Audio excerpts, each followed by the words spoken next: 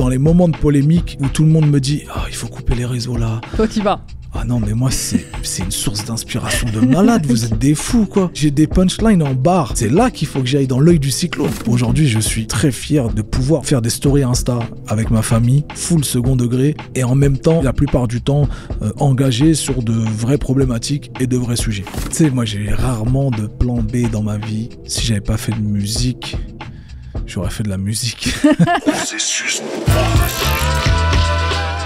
Bonjour à tous, vous écoutez Processus et aujourd'hui on reçoit un artiste qui a fait de sa plume une arme, du micro une tribune et du doute un moteur.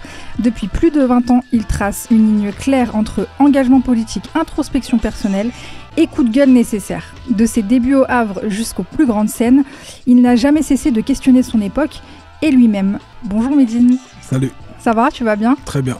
C'est un plaisir pour moi de te recevoir, c'est un honneur, merci beaucoup d'avoir accepté l'invitation. Avec plaisir. Tu viens de sortir Stentor, ton 9e album, tu le dis. Ouais. La première partie, en tout cas l'acte 1. Si t'es d'accord, on va parcourir la tracklist et les lyrics de ce projet pour revenir sur ton parcours. On va s'écouter un premier extrait. Putain, j'aime trop le peur. J'ai gagné des points de vie, j'ai gagné des points d'aura. Je sais que me battre, tu ne sais que les battre, tu ne sais que les bastonner. C'est pas que du rap, c'est gros QI rap. Et toi tu rappes pas dans les temps, faut clearer le sample et la créance à la SACEM. Je sais que le temps m'a grisé les tempes, c'est pas pour autant que je démonte pas en l'air. Tu sais petit que tous les... C'est le morceau QI rap dans lequel tu parles de plein de choses, mais surtout de ta passion pour le rap. Ouais, je pense que ça résume assez bien l'état d'esprit de ce titre. J'aime tellement ce rap que je me permets de le critiquer. C'est ça. Et parfois de l'encenser, de lui rendre hommage. Et justement, ta passion pour le rap, j'ai l'impression qu'elle est quand même vachement restée intacte par rapport à tes débuts. Est-ce que c'est le cas ? Ouais, moi je suis toujours un auditeur de rap assidu. Okay. J'écoute toujours des albums à 23h59 le jeudi. Tu fais partie de cette team ? Ouais, je suis vraiment partie de cette team. J'aime les discussions qu'il y a autour de cette musique. J'aime ce qu'elle devient. Parfois j'aime un peu moins, mais en tout cas j'aime les discussions qu'il y a autour de tout ça. Donc t'es même pas l'auditeur qui est resté bloqué dans une époque à écouter les mêmes choses en boucle, t'aimes aussi la découverte de nouvelles choses. Ouais, j'aime me prendre des grandes tartes dans la gueule de nouveaux artistes dont je ne comprends peut-être pas le courant au premier abord. Mais une fois que je tends l'oreille, je comprends qu'il y a une vraie science, des vrais placements et que ça se raccorde surtout à la tradition de cette musique. Ouais, t'as l'impression qu'il y a quand même toujours un socle commun parmi les nouveaux artistes aussi. Ouais, l'énergie déjà de cette musique, en fait, c'est un truc un peu inexplicable qui permet en fait d'avoir des rimeurs, mais aussi des artistes ultra populaires connectés au sein de la même culture, parce qu'il y a une énergie, il y a une attitude, il y a un lifestyle, il y a une esthétique qui fait que, ok, ça c'est hip-hop, ça c'est Peura, ok, je comprends pourquoi en fait on le classe dans ce qu'on appelle la musique urbaine aujourd'hui. Ça, c'est un terme sur lequel on peut revenir. En tout cas, la grande famille du rap, c'est vrai qu'aujourd'hui, j'ai l'impression qu'il y a beaucoup plus de ponts générationnels qui se font aussi. Pendant un temps, j'ai l'impression qu'il y avait un peu une scission entre deux générations. Aujourd'hui, ça se fait un peu plus souvent, tu vois, des échanges. Ouais, il y a eu une époque où les rappeurs pensaient qu'ils venaient d'inventer le rap, quoi. Je pense que c'est l'arrivée de la trap qui s'est un petit peu... coupé de toute tradition avec le rap. C'était une posture, je pense, une esthétique pour dire c'est nous la nouvelle école, vous êtes les anciens, vous êtes les vieux. Et ils n'avaient pas tort dans la musicalité, mais en tout cas, le fait d'être en rupture totale avec ce qu'a été le rap, déjà ça crée des moments de trous de mémoire dans les luttes que cette musique porte, ça crée des trous de mémoire et ça se coupe vraisemblablement de toute une partie de cette musique qui n'est pas née hier, quoi. Tu vois, c'est pas toi qui as inventé l'eau chaude, fiston. Attends, rends hommage à ceux qui étaient là avant. Je pense qu'on gagne toujours à avoir cette posture-là dans le rap. Que les jeunes disent tiens, moi j'ai grandi avec cet album-là, je sais que ça fait référence à tel courant de ce rap-là. Par exemple, je kiffe voir Danil sur scène avec Rimka aux Flammes, quoi. Tu sais, j'aime bien qu'il y ait des ponts qui se créent entre les générations. réservation spéciale pour l'Algérie, l'Occidentale. Ouais, il y a une vraie histoire de rap français, en fait. C'est comme ça que tu l'observes aussi. Oui, les States ont pas ce problème-là. En fait, ils se shout out tous ensemble, ils célèbrent ensemble, il y a des vrais moments de célébration.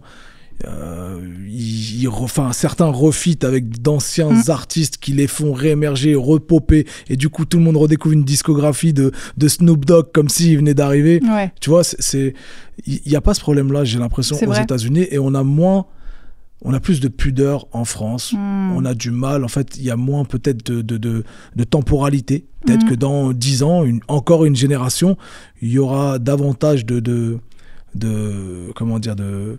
raccordage, tu vois, de raccordement entre les wagons. C'est peut-être parce qu'en France, il n'y a pas eu énormément d'espace aussi où le rap a pu s'exprimer. Donc des fois, peut-être la nouvelle génération a pu penser qu'il fallait un peu jouer des coudes ou leur montrer qu'ils valaient plus que les autres, qu'ils avaient plus leur place. Tu vois ce que je veux dire un petit peu dans le fait de soit un peu étriquer l'espace qu'on laisse au rap aussi parfois. Ouais, mais j'ai l'impression que c'est une mauvaise mentalité, tu sais, d'une nouvelle génération qui se dit pour pouvoir exister, il faut effacer l'ancienne. C'est pas comme ça que je conçois le rap personnellement. Moi, j'ai toujours rendu hommage à mes pères dans des morceaux entiers. J'ai un morceau qui s'appelle Lecture aléatoire, qui date de 2006, où je commence ma carrière quasiment en disant « Moi, je n'ai rien créé. Mon chemin de fer, c'est un tel et un tel. Parmi eux, les 5 plus grands groupes qui m'ont influencé. » Dans les chaînes, certains m'ont donné envie de connaître des choses et d'autres m'ont donné envie de chanter ces choses. J'ai l'impression que c'est un passage nécessaire pour pas s'identifier, mais plutôt respecter ce que cette musique elle a été. Donc j'aime pas cette mentalité, moi, d'arriviste qui vient, c'est nous le renouveau, tout ce qui a été avant nous va disparaître, etc. J'aime pas cette mentalité. Ouais, et d'un autre côté aussi, c'est bien aussi que les rappeurs qui sont installés sachent accueillir les nouveaux. Il y a aussi cette maladie-là. Ça, c'est une vraie maladie. Je me souviens de l'époque où Kobalade, en fait, ne savait pas qui était Aya, mais ça suscitait des grands débats, des grandes logorées dans les commentaires. Mais c'est normal, c'est générationnel. Je demande à mon fils de 15 ans s'il connaît NTM. C'est à peine s'il connaît NTM. Il va me dire, ouais, c'est quoi, c'est normal d'un côté, tu vois. Mais c'est totalement normal. Et j'aime pas non plus ce discours de vieux cons qui disent le rap c'était mieux avant, ou alors comment ça se fait qu'ils n'ont pas absolument la filiation à laquelle ils appartiennent. C'est pas dramatique en fait. C'est juste que voilà, il y a des... Je pense qu'il y a des observateurs qui aiment bien monter en mayonnaise tout ce genre de discussion-là. Il faut pas trop qu'à pour moi. C'est sûr. Et puis il est jamais trop tard aussi. Tu vois, il est jamais trop tard pour rattraper les trucs que t'as pas connus. Tu vois, les jeunes qui découvrent le rap aujourd'hui, ils peuvent très bien aujourd'hui, tout est disponible. Donc, puis en bienveillance, quoi. C'est tu connais pas, attends, je vais te faire découvrir le truc. C'est pas genre, tu connais pas, la honte, il connaît pas. Il y a ces postures aussi d'anciens. J'espère ne jamais faire partir de ces postures d'anciens, quoi. En tout cas, c'est un mauvais chemin si tu veux perdurer et bien vieillir. J'ai l'impression que dans la musique, il faut quand même rester ouvert à être bienveillant et rester ouvert à ce que les jeunes ont à proposer. Parce que grave d'accord. Le rap, c'est aussi une musique qui exprime ce que la jeunesse vit. Donc c'est pour ça qu'il faut être à l'écoute de ça aussi. Je pense que c'est important. Et puis, en vrai, c'est des postures que l'on critiquait dans nos textes quand on avait 15-20 ans, tu vois. Le monde réac, ceux qui ne comprennent pas, qui ne nous comprennent pas. Donc ça veut dire, nous, on devient ce qu'on a dénoncé fut un temps. C'est ça. C'est une grave maladie à laquelle il ne faut pas souscrire. C'est clair. Justement, on parle des débuts, on parle de toi, ce qui a été formateur. Est-ce que tu peux revenir sur comment tu fais ton entrée dans le rap? Déjà en tant qu'auditeur, comment tu découvres cette musique et qu'est-ce qui fait que tu te lances? Alors, je découvre cette musique grâce à des cousins parisiens. Tu sais, moi, je vis en Normandie, au Havre, j'y vis toujours. Et c'est des cousins parisiens qui amènent cette musique jusqu'à moi via les albums de Solar et NTM.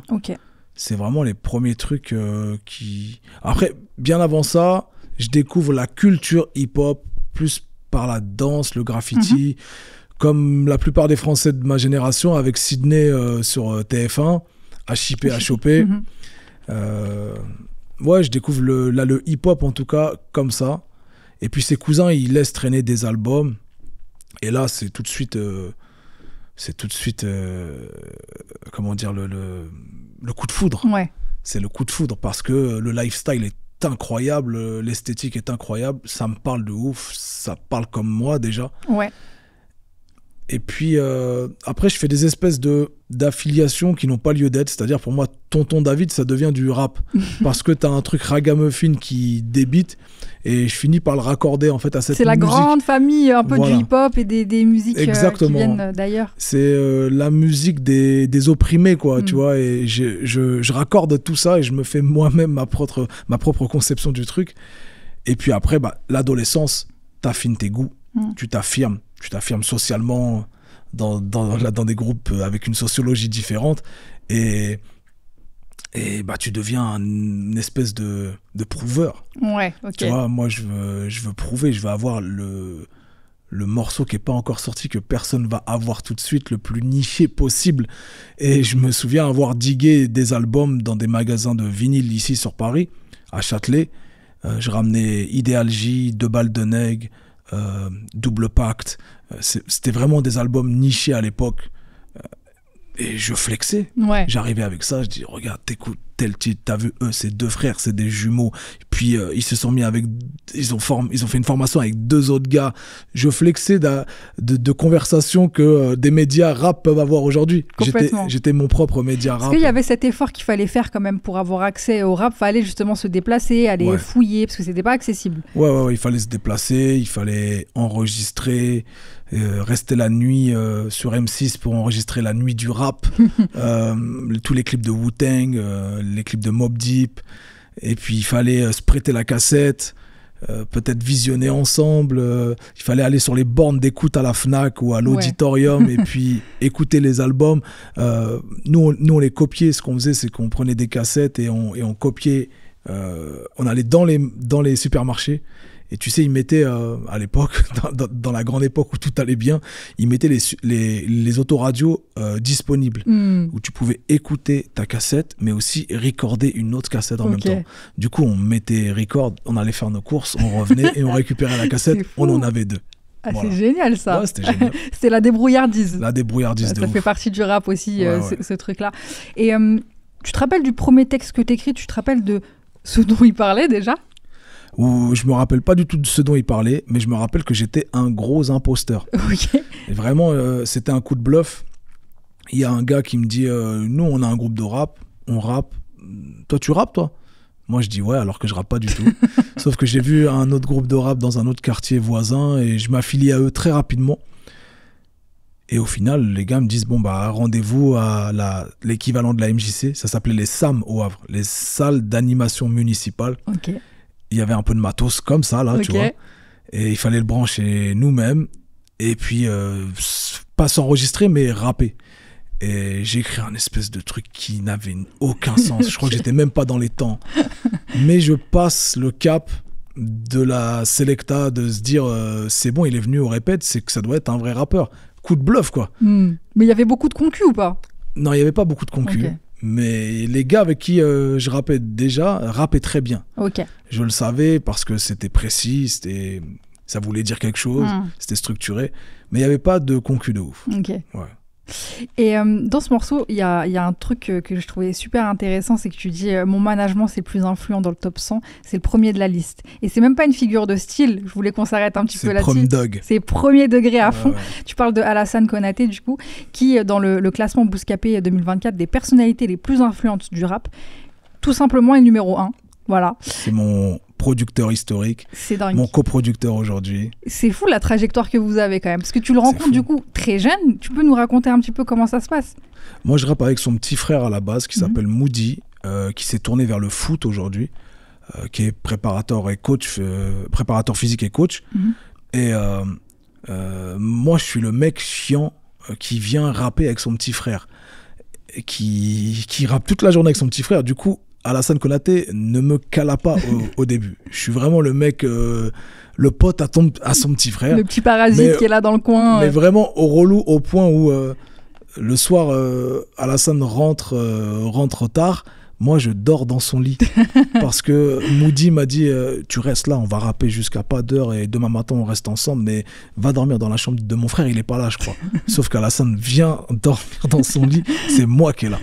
Et notre relation commence comme ça, sur un truc un peu désagréable de t'es le pote de mon frère, tu saoules, je sais pas où est-ce que tu veux en venir et tout, mais t'es tout le temps là. Et donc il commence à me cala que bien plus tard.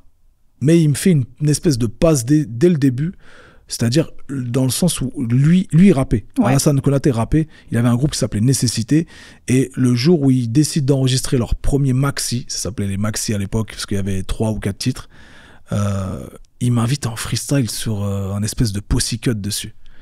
Mais moi, c'est une passe D de malade. À l'époque, j'ai 15 ans. Ouais, j'ai 15 ans. Et je taffe le bail comme jamais, je le pose en studio. Et il y avait 2 autres personnalités du rap à cette session studio. C'était au Havre. Il y avait David Bordé et il y avait Bams. Bref, ils étaient là et pour moi, c'était des sommités de cette musique. Et je pose le couplet et David Bordé dit lui, il est incroyable, lui, il est incroyable. Donc, je prends des vapeurs de confiance en moi là, ce jour-là. Et je deviens officiellement un mec de l'équipe qui peut kicker proche des grands. Des grands, je parle d'Alassane Konaté parce qu'on a quand même des années d'écart. On a 4-5 ans d'écart. Et quand t'es petit, 4-5 ans, c'est énormément. Ouais. Et du coup, c'est le fondateur du label Gin Records. Un label qui est aujourd'hui, quand on parle... tu parlais du fait de venir du Havre. Je trouve que c'est important quand même de s'attarder sur cette question parce que le label, il a traversé les époques. Il est devenu un peu un modèle de réussite aussi pour tout ce qui peut être fait de manière à la fois indépendante et à la fois hors Paris. Comment ça se fait cette épopée comment la création de ce label se fait et comment ça se développe surtout avec les années? Alors ça commence tout simplement dans un quartier du Havre où des jeunes veulent se structurer pour juste rapper, même pas pour vivre de cette musique, puis créer une association. Tout ça grâce à Alassane Konaté, qui lui est majeur par rapport à nous, et qui peut déposer des statuts, peut créer des associations. Lui, bien sûr, est encadré, ou plutôt accompagné par d'autres gens, mais c'est des gens...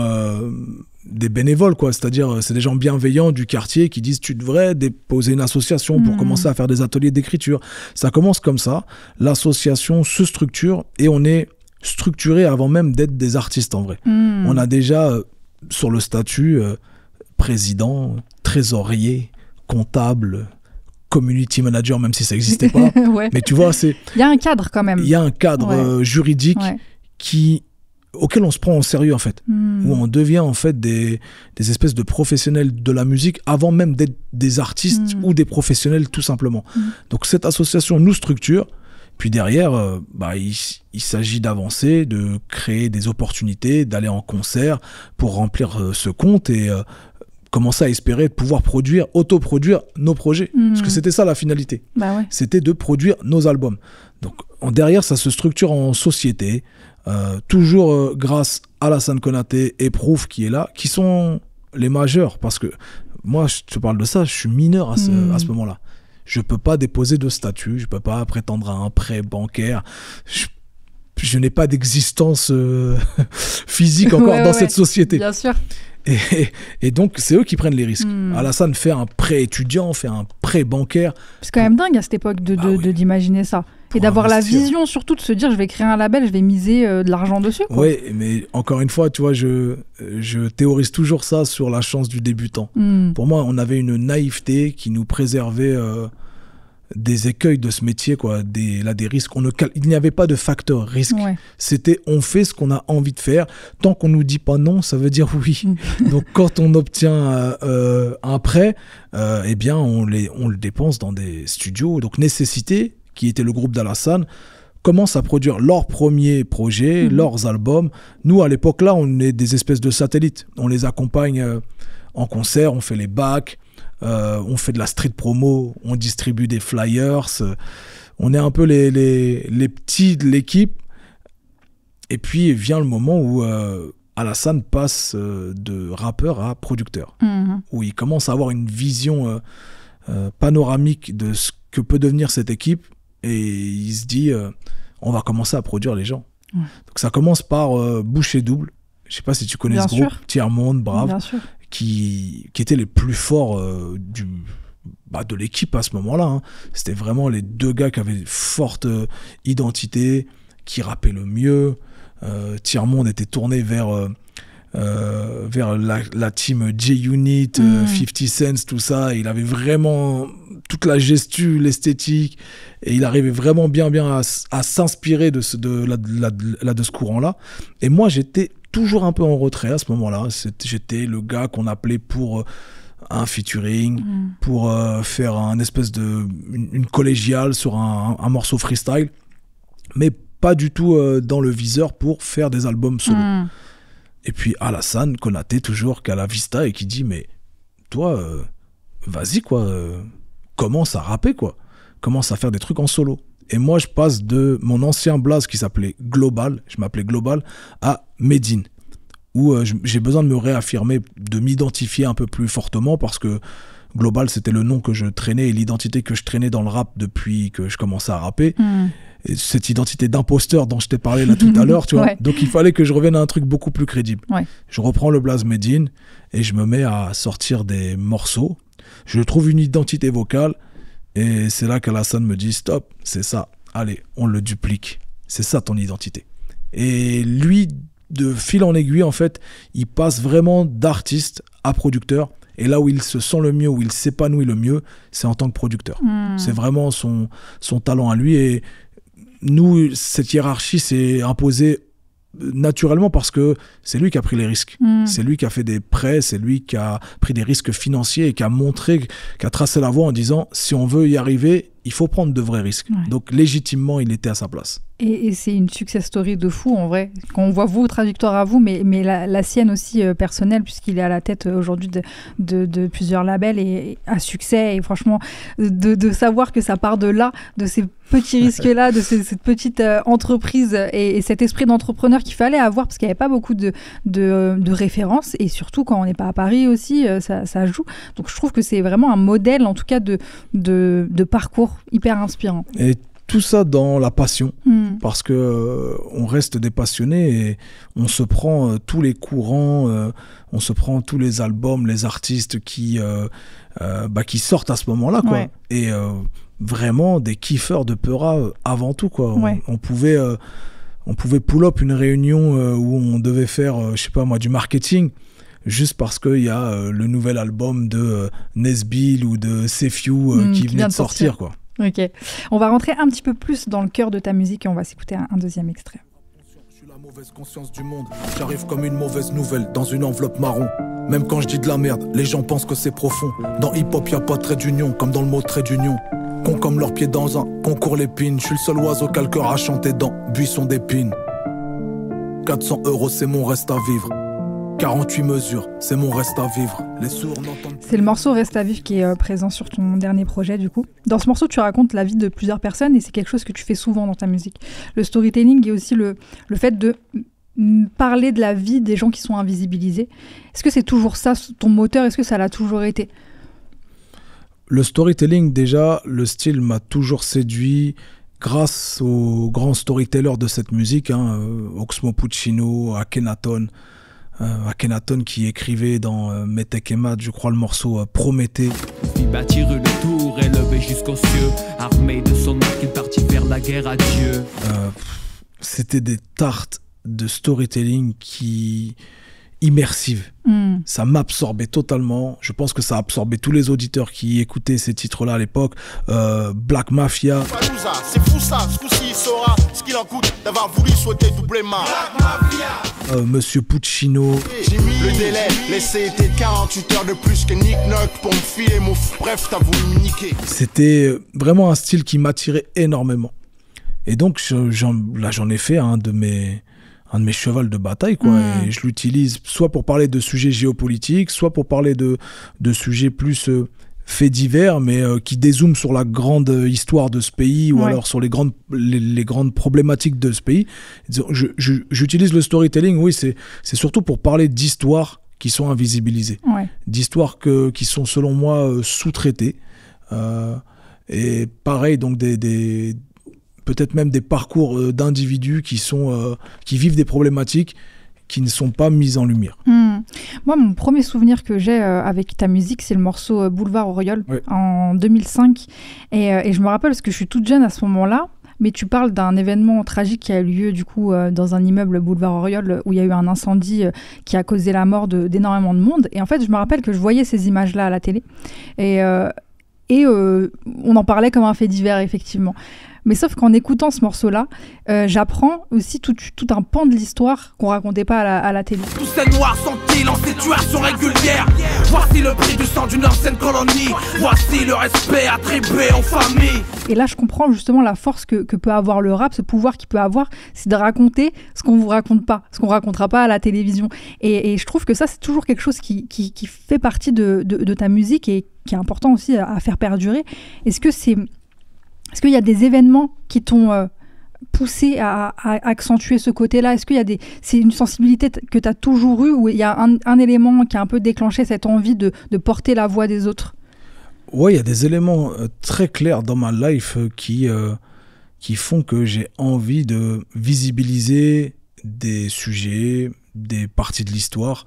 Je me souviens d'un truc qui va peut-être te faire sourire, mais moi, genre, pendant longtemps, je crois que la guerre du Vietnam est remportée par les US.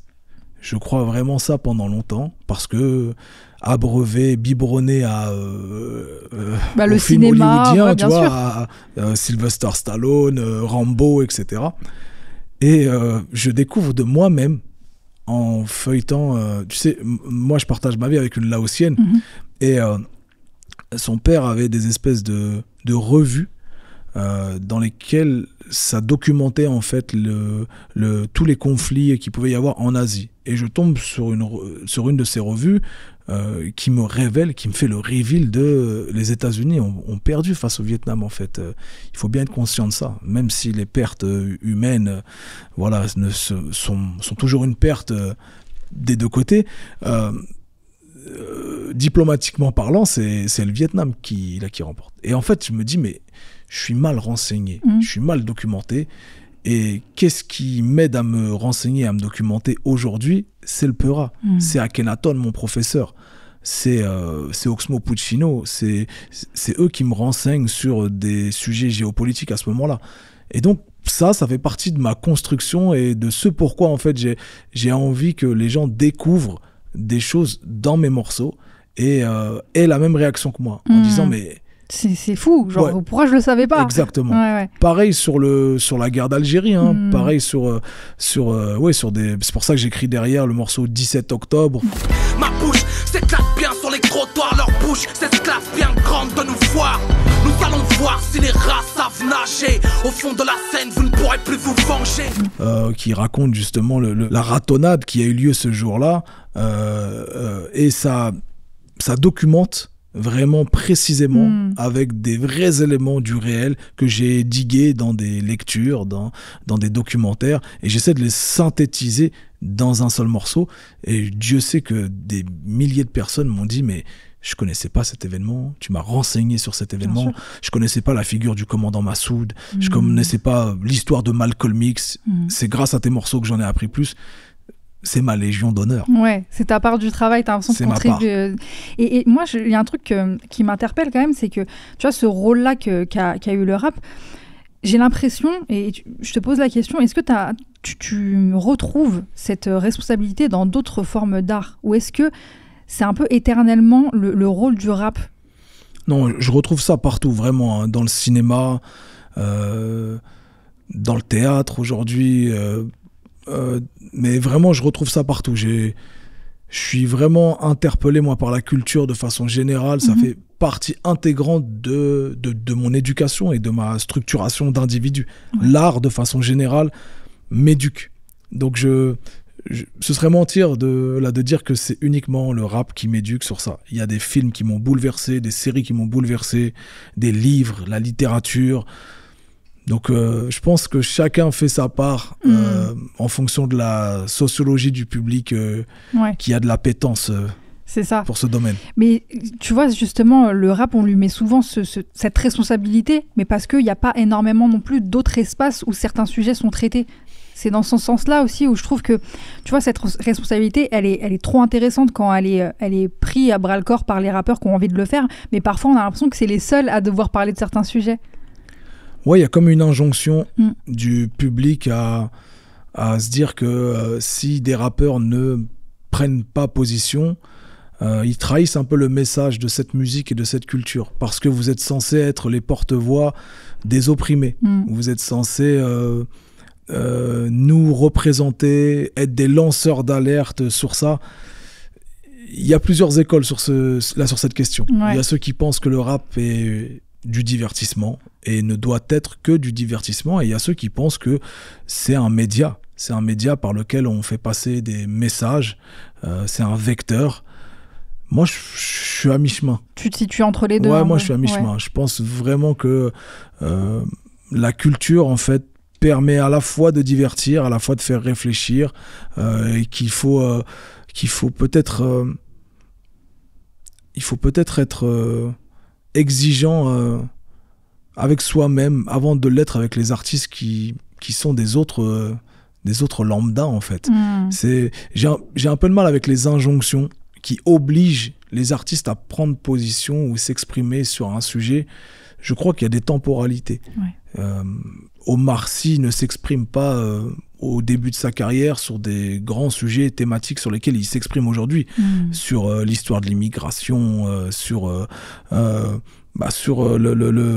traitement médiatique que l'on peut faire des jeunes de quartier. Aujourd'hui, il ne s'exprime pas. Il le fait à un moment où son envergure est assez conséquente pour être audible et intelligible. Je crois qu'il y a des temporalités. Et l'écueil, c'est aussi de tomber dans le fonds de commerce. De se dire que... c'est ça qu'on attend de moi, donc je vais le faire. C'est ça qu'on attend de moi, je vais le faire, je vais même capitaliser là-dessus. Ça aussi, c'est un problème à l'envers. Ouais, il faut le faire avec sincérité. Voilà. Okay. Il y a eu un moment assez fort récemment, justement, aux Flammes. Nesbill est venu sur scène pour chanter le morceau « À chaque jour suffit sa peine ».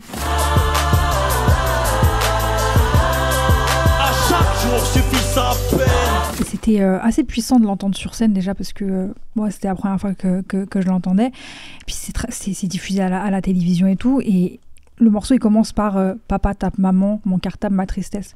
Et ça m'a rappelé à quel point à une époque aussi, pour une grande partie de la jeunesse, les rappeurs c'était un peu les seuls à passer des messages, à transmettre des messages et à s'adresser à eux et à dire des choses qu'on n'entendait pas ailleurs aussi. Est-ce que tu crois en ce pouvoir aussi pas d'éducation, parce que ce serait un trop gros mot, mais de transmission de certaines valeurs ou juste d'identification qui peut être fondateur dans la construction d'un futur adulte? Moi, je crois surtout à l'éducation populaire à travers le rap, mais surtout en tant que témoin, en tant que journaliste, en tant que lanceur d'alerte, dans le sens où les rappeurs ne sont pas là pour, je pense, moraliser. Ils ne sont pas là pour parler d'éthique, à mon sens. Ils sont surtout là pour être des espèces de photographes et d'analyser cette photographie et d'être au plus près du réel quand ils décrivent une situation. De ne pas l'amoindrir, de ne pas l'hyperboliser, d'être dans le plus fidèle d'une situation pour prévenir des dérives que peut engendrer cette problématique. Voilà ce que je crois. Mais faire de la morale ou de l'éthique dans le rap, moi, ça me gêne en tant qu'auditeur. Qu'on me dise ça c'est bien, ça c'est mal, attention à l'image que tu renvoies, à l'exemple.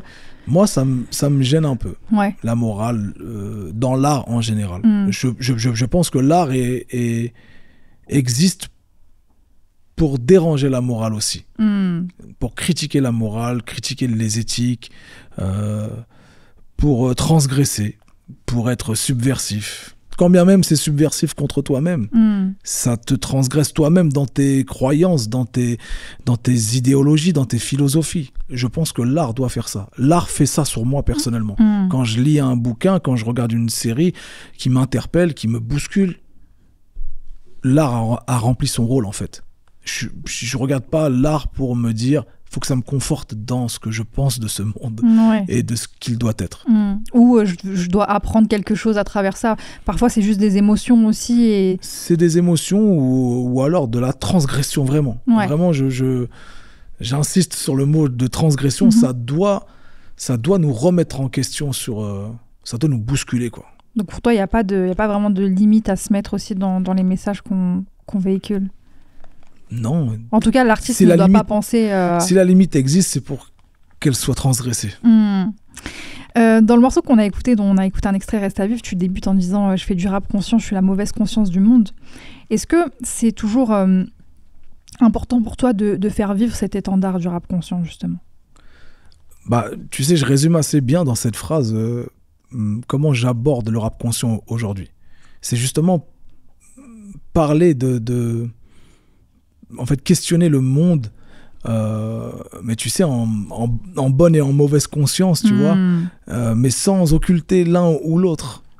Parfois, je vais décrire le monde de façon très édulcorée, avec légèreté, etc., parce que je pense que l'amour est central dans notre vie et dans la vie de tous, mais parfois, je vais être dans une espèce de forme de colère ou un ras-le-bol, et ça nécessite de renverser la table et d'envoyer un molar à des interlocuteurs, tu vois. C'est comme ça que j'aborde le rap conscient aujourd'hui. Pas en le théorisant dans une étiquette de journaliste qui est feignant et qui n'arrive pas en fait à décortiquer les sous-genres de cette musique et qui finit par dire Orelsan c'est du rap conscient, Vald c'est du rap conscient, Nekfeu c'est du rap conscient. Tu vois, tu sais et souvent en créant une étiquette de journaliste. Et souvent en créant une espèce de hiérarchie aussi. Exactement, ça veut dire qu'il y aurait du rap inconscient, ça veut dire qu'il y a des gens qui sont pas concernés, c'est faux, je suis désolé. Soul King prend position, j'ai vu des gens qui étaient dans le divertissement prendre plus de position que de gens qui sont étiquetés dans le conscient. Donc c'est un truc de catégorisation qui me dérange un peu. Rap conscient aujourd'hui, c'est surtout être la mauvaise conscience de ce monde, ou la mauvaise conscience de ce métier, et le questionner et le remettre en question. Parce que ça peut ça peut dériver vers une forme de posture, t'en parlais aussi, tu vois. Le fait de porter ce flambeau-là du rap conscient, ça... En fait, ça n'empêche pas d'être un humain et de faire des erreurs aussi. Et en fait, ça peut mettre dans une position où on a du mal à se questionner soi-même. C'est ça qui est important aussi. Flemme des postures. Moi, je passe mon temps à les déconstruire. Je passe mon temps à faire ça. Je me prends parfois des bashings à cause de ça, parce que je sors de ces postures, je les questionne, je les détruis, et du coup, ça déstabilise des auditeurs qui se disent, nous, on te veut dans cette posture-là, ça nous va. On veut que tu tiennes cette ligne-là. Ouais, je suis désolé. Tenir la ligne, ça ne veut pas dire avoir le costume de celui qui tient la ligne. Tenir la ligne, c'est la tenir en termes de valeur, la tenir en termes de lutte. Ça n'est pas juste mettre la casquette de Che Guevara et le t-shirt et de dire tenons la ligne, nous tenons la ligne. Non, frérot. C'est quoi les arguments? Pourquoi il faut tenir la ligne? Qui est l'adversaire? Si on lutte contre l'extrême droite, nomme-le, frérot. Nomme-le. Et même désolidarise-toi du public qui te suit et qui peut être des auditeurs d'extrême droite. En fait... Ça, c'est plus fort et c'est plus engagé que toutes les postures, voilà, en fait, il y a deux façons d'aborder et de tenir la ligne. Tu as ceux qui mettent une casquette de Che Guevara, des gants noirs pour faire référence au Black Panther, et qui tiennent une ligne dans un fonds de commerce. Pour dire, c'est moi qui tiens la ligne, affiliez-vous à moi. Et il y a ceux qui disaient, nique les postures, nique les attitudes, nique les esthétiques et tout, etc. La lutte est plus importante que la personne, et l'urgence qui arrive, le fascisme qui arrive, l'extrême droitisation de tous les débats qui arrivent est beaucoup plus dangereuse que d'essayer de fédérer autour d'une personne. Je ne crois plus en l'homme providentiel, en l'artiste providentiel. Je crois en la lutte qui vient par le bas, en la lutte des petites personnes, des petites discussions, des petits travaux que l'on peut faire les uns et les autres à droite à gauche. C'est ça, tenir une ligne. Très clair, et je rejoins complètement cette vision-là. En tout cas, j'ai l'impression qu'on évolue dans ce sens aussi, et de pas vouloir se mettre derrière un seul homme, mais prendre conscience chacun aussi, même nous en tant qu'auditeurs, en fait, pas se cacher derrière un artiste qu'on va écouter, mais nous, dans notre quotidien, dans tout ce qu'on a. Mais ça bouge, bouge, les publics bougent, les publics interpellent les artistes, les publics veulent écouter des artistes, mais pas à n'importe quel prix. Ils re-questionnent aussi...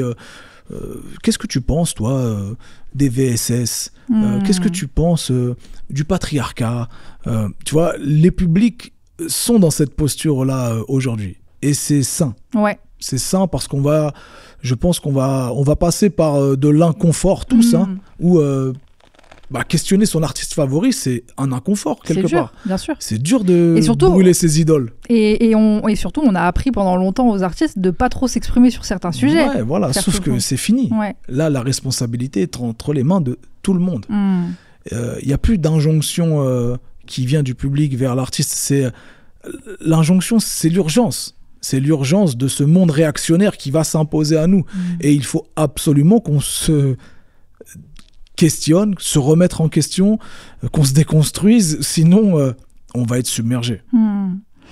On va passer à un autre extrait parce que justement le métier d'artiste, c'est un métier à part entière, et il y a un morceau qui en parle très bien justement sur ces injonctions. On en parle juste après. Ça a trop changé. C'est des gens friqués qui écoutent des ex-fauchés se gentrifier. De gentils gars genre Gendry des Halles. Ça leur fait croire le temps d'un son qui partage notre itinéraire social. Ils viennent diguer nos idées, puis disent qu'ils les ont décidées. La seule fois qu'ils sont venus au Tchèque, c'est pour la dictée des cités. Que des bougues distingués, s'ils s'exhibaient comme Louis C.K. Ça se dissiperait, un racisé, on l'aurait déjà décimé. C'est le morceau Media Training que je trouve vraiment très très fort dans le dernier projet. C'est mon favori. Je l'adore ce morceau. Parce que t'es acide, t'es piquant, juste qu'il faut, et tout en ayant aussi un peu de recul et en mettant un peu d'absurde aussi dans ce rap game. Ouais. Ça fait du bien aussi d'avoir cette vision. Tout ce que t'as dit, c'est tout ce que j'aime être. Ouais. Acide, piquant, mais avec du recul. Et puis une pointe de bienveillance au final, parce que si on se secoue, c'est pour préparer les anticorps à de futures maladies, tu vois. Ouais. Voilà. Bien sûr. Tu dis dans le morceau, du coup, de toute façon, le rap, ça a trop changé, c'est que des gens friqués qui écoutent des ex-fauchés se gentrifier. Sur la gentrification, justement, est-ce que tu ressens le changement de public rap ? Oui, je le ressens. Je le ressens dans toutes les sociologies que peut avoir ce public-là aujourd'hui, hein, dans les publics de concert, dans la sociologie des gens qui réagissent à cette musique dans les talks. Ouais. Je vois vraiment cette musique, et c'est une bonne chose en réalité, parce que ça s'élargit, tu vois. Bien sûr, il y a des dérives à la gentrification. Il y a des dérives, c'est-à-dire que parfois ça lisse cette musique. Parfois ça rend plus lisse certains artistes, ça les rend ils s'autocensurent sur certains moments pour ne pas heurter une certaine partie du public. Il y a des dérives, je pense, sur le long terme à cette musique. Toi, tu l'observes dans ton public à toi, ou est-ce que tu es un peu protégé de ce truc-là ? Non, je l'observe aussi dans mon public. Hein. Tu sais, quand je fais des tournées acoustiques, je vois qu'il y a une sociologie différente, parce que on est dans des théâtres déjà. Il y a une dimension où c'est en jauge assise, et forcément tu as un public qui est plus éduqué à regarder un spectacle assis. Ne serait-ce que ça, en fait, déjà ça pointe un curseur sur un autre public, ne serait-ce que ça. Je l'ai vu vraiment dans cette tournée acoustique où il y avait 20% de curieux qui venaient parce que c'était des abonnés du théâtre et qui venaient découvrir des paroles, tu vois, d'un artiste qu'ils ne connaissaient même pas, tu vois. Donc je vois la sociologie vraiment d'un public différent. Mais c'est vrai qu'effectivement, il peut y avoir des aspects positifs à ça. Le fait d'élargir un public rap, c'est aussi propager un message, des valeurs, ou un questionnement en tout cas, à un public plus grand. Mais le revers de la médaille, c'est justement de se dire que pour plaire à tout le monde, il faut trouver des consensus, donc il ne faut pas parler de certains sujets, il faut se lisser. Ouais. Comment toi, tu arrives à pas prendre ça en compte, justement ? Je crois que je le prends en compte. J'ai pas le choix, en fait, ça s'impose à moi. Je te mentirais si je te disais j'écris tout seul dans mon coin et peu importe ce que le public pense.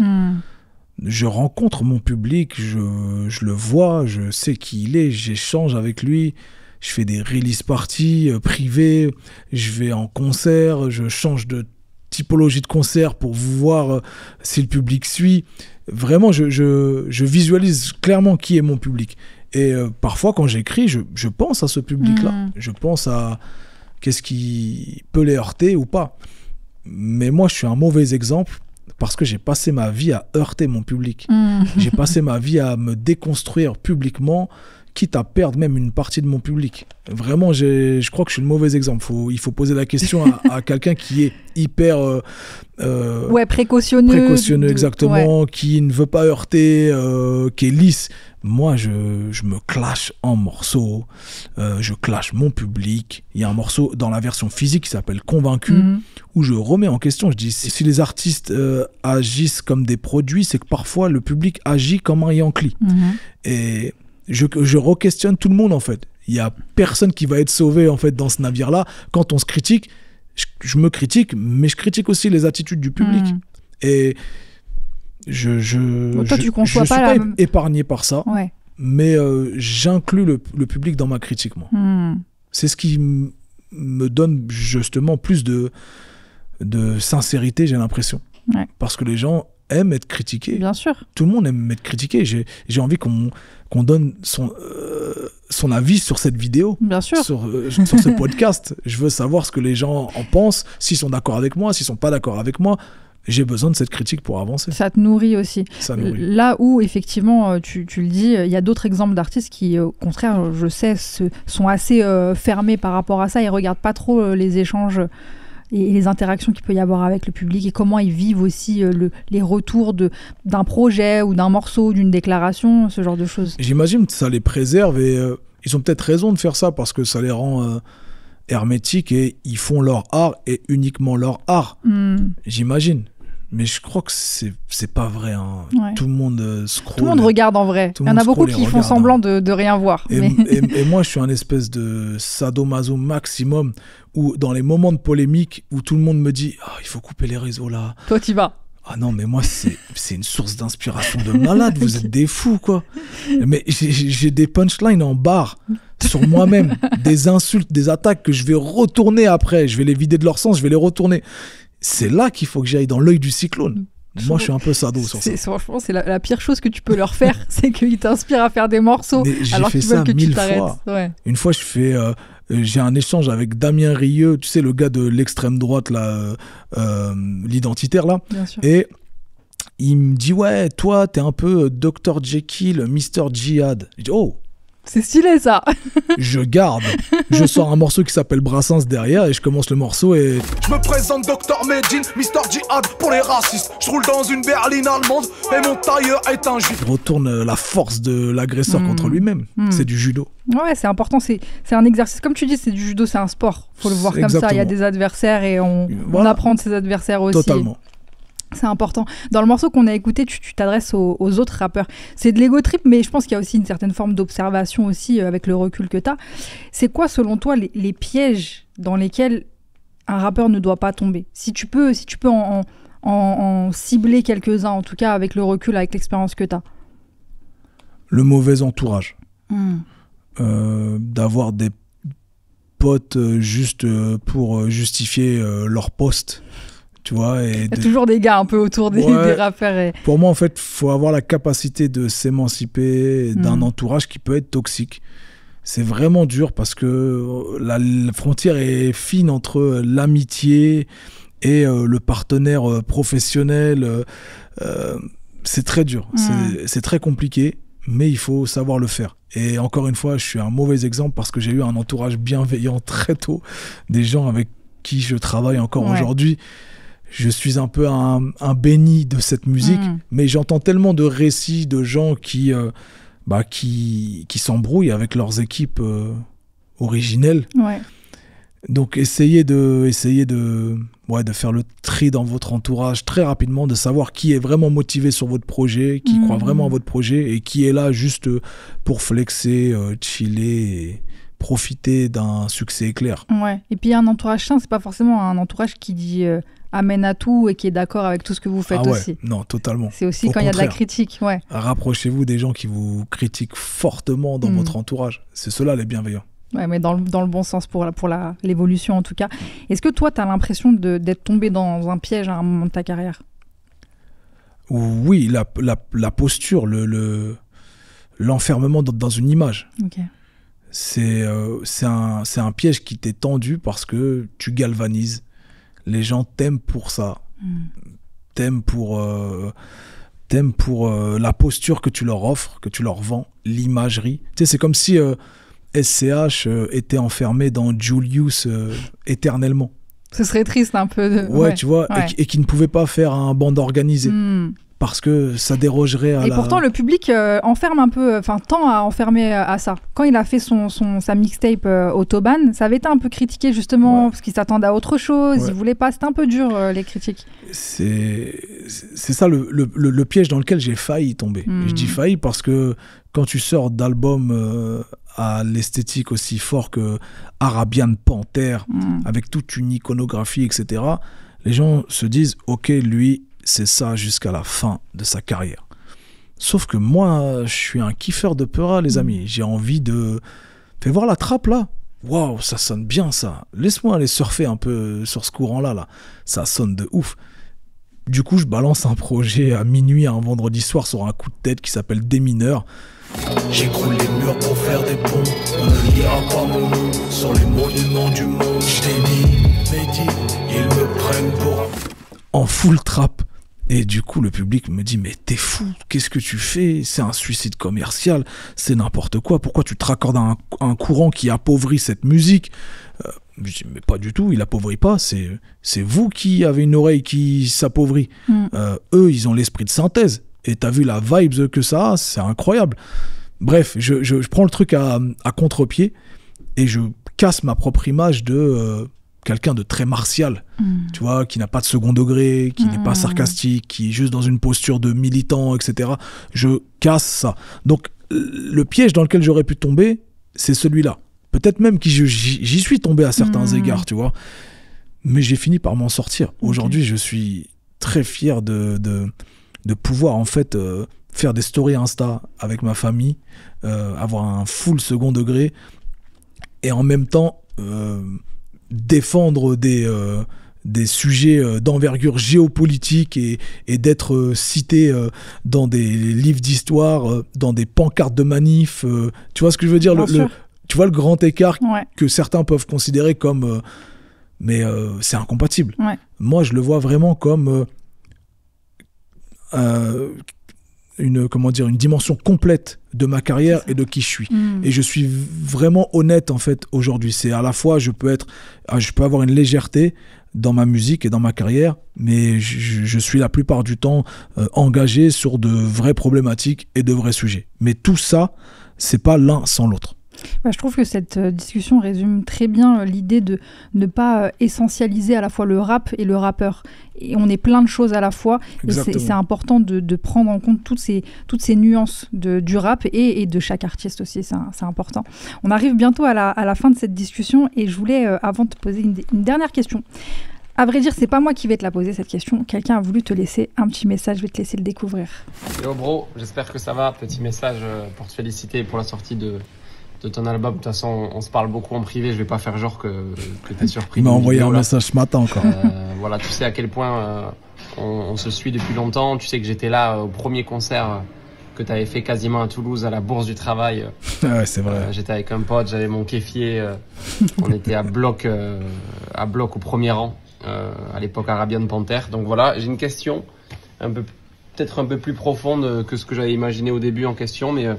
je voulais te demander, il y a un truc qui nous lie, c'est une colère intérieure, on a une rage de vie, de plein de choses à l'intérieur, et je voulais savoir si tu n'avais pas fait de musique, comment ta colère se serait exprimée, dans où est-ce que tu aurais mis toute cette rage-là ? Voilà, bisous mon frérot. Trop stylé déjà que ce soit Oli qui pose la question. C'est trop bien. C'est vraiment un gars avec qui j'échange beaucoup. Souvent, ok. Ouais, toujours il a un petit mot... pour me dire ah j'ai vu ta sortie là très très stylée, ah j'aime trop quand t'es dans cette vibes là. Lui il suit tout en plus, c'est vraiment un passionné de rap et c'est un rat de star comme il s'appelle lui-même. Oui c'est vrai qu'il avait un compte où il se prenait en photo avec des stars. Ouais t'es ouf. Et donc sa question c'est qu'est-ce que j'aurais fait si j'avais pas fait de musique. Ouais. Dans quoi t'aurais exprimé la rage que t'as en toi. Cette colère. Tu sais moi j'ai rarement de plan B dans ma vie. Si j'avais pas fait de musique, j'aurais fait de la musique. Non, en vrai, je sais pas. Peut-être que c'est une évidence et que en fait, tu t'es jamais posé la question, t'as jamais eu à te poser la question aussi. Il faut forcément que ce soit un truc culturel. Ça aurait été forcément de l'art. C'est l'art, ton mode d'expression. Pour moi, c'est le meilleur moyen d'exprimer, de véhiculer de la colère. La colère, quand elle s'exprime pas dans l'art, comment elle s'exprime ? Elle s'exprime dans une santé mentale défaillante, elle s'exprime dans la violence. Dans des risques que tu prends, dans la destruction. Voilà, tu t'exposes juridiquement à des représailles. Donc, non, je pense que ça aurait été forcément de l'art. Une autre forme d'art, alors. Par exemple, je découvre le théâtre là, à la quarantaine, mais ils ont le droit de faire ça, eux. Ils vont hyper loin, les théâtreux. Ils font des trucs de ouf sur scène. Et là où est-ce que le rap ne peut plus aller, justement. Et je me dis, mais en fait... Il y a peut-être une nouvelle étape qui commence, là. Ma colère n'a pas fini d'être catalysée. C'est intéressant, ça présage du bon pour la suite. En tout cas, merci beaucoup d'avoir été là, de nous avoir partagé tout ça, tout ton parcours. Tu as une discographie colossale à aller découvrir si ce n'est pas encore fait. Et Stentor Acte 1 est une vraie réussite pour moi. J'ai vraiment apprécié ce projet. Je sais que ça plaira aux fans de Medine, mais aussi aux moins fans. Peut-être des gens qui ont écouté par-ci, par-là. En tout cas, je trouve que ça synthétise très bien ce que tu sais faire de mieux et dans une forme aussi qui est nouvelle mais qui est à la fois très actuelle et qui est vraiment le meilleur de ce qui se fait aujourd'hui tout simplement. Mais je préfère ton outro à ton intro, je crois. Ah ouais ? Ouais, bon j'aime trop quand t'as dit c'est actuel et ça va plaire aux fans, mais ça va plaire aussi aux nouveaux. Eh oui. J'adore cet outro. Pour moi, c'est mon résumé, mon analyse de cet album que j'écoute vraiment beaucoup et mention spéciale aussi à tes deux invités, Isha et Runa, que j'adore, qui sont trop chauds. Donc tu sais aussi toujours aussi bien t'entourer, donc c'est important.